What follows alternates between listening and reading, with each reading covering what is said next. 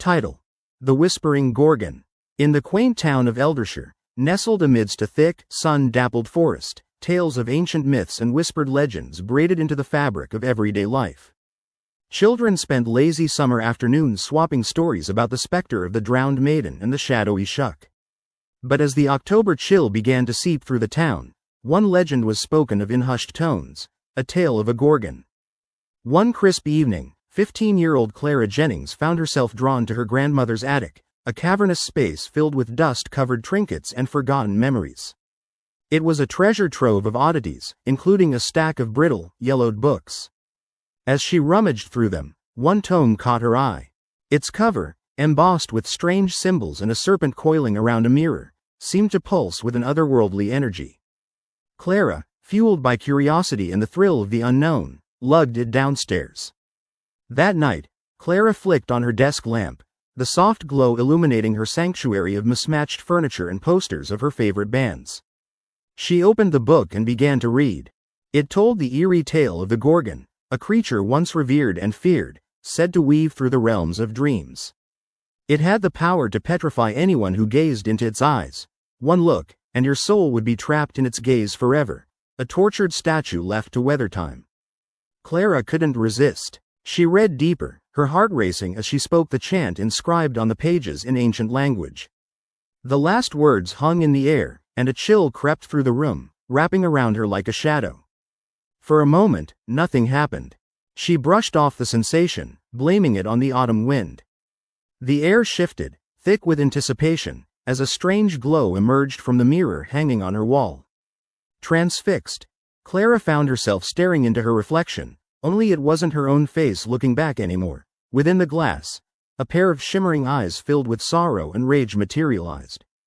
A figure, her features obscured by serpents, glided forth from the shifting surface. The Gorgon had come to life. Clara stumbled back, nearly knocking over her chair. "What do you want?"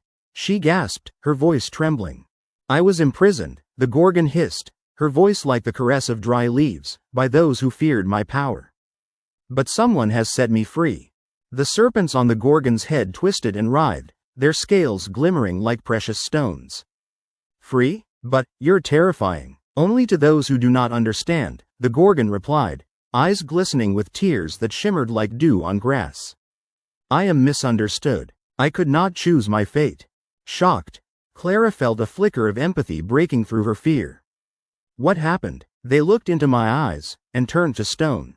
For the longest time, I was alone, doomed to live without companionship." The Gorgon's serpentine form shuddered, her voice quaking. "But you freed me. You can save me from this curse." Just then, a gust of wind swept through Clara's room, scattering her belongings. Startled, she turned to see the Gorgon's true form shimmering beside her, more beautiful than ominous, radiating an ethereal glow. But as she looked into the Gorgon's eyes, the fear returned.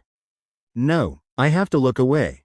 Clara turned, avoiding the creature's gaze, but the allure was intoxicating, a dark spell pulling her in. Images flooded her mind, visions of shimmering landscapes, of a kindred spirit longing for freedom. "Please, Clara," the Gorgon urged, her voice growing desperate. "You can help me." Suddenly, the ground trembled. Chaos erupted, weaving through the delicate fabric of reality. Clara felt drawn to the serpentine gaze once more, but she fought against it, understanding the raw danger. "No, I can't. I can't let you trap me." "Then help me." The Gorgon howled, her voice breaking, a shriek that echoed through the dimensional veil. "Revered and cursed, I dwelt in solitude. Upend my fate, do not let shadows hold me prisoner again." Clara closed her eyes, her heart racing.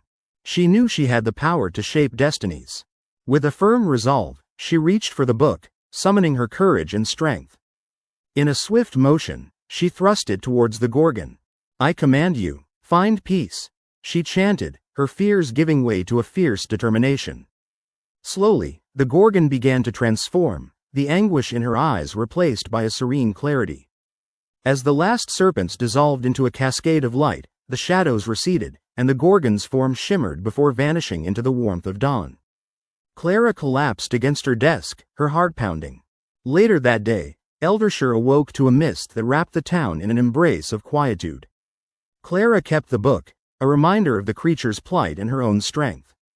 And with every autumn breeze that whispered through her window, she listened closely, this time for the whispers of understanding that transcended fear, remembering how true beauty often lay beneath the surface, waiting for someone brave enough to find it.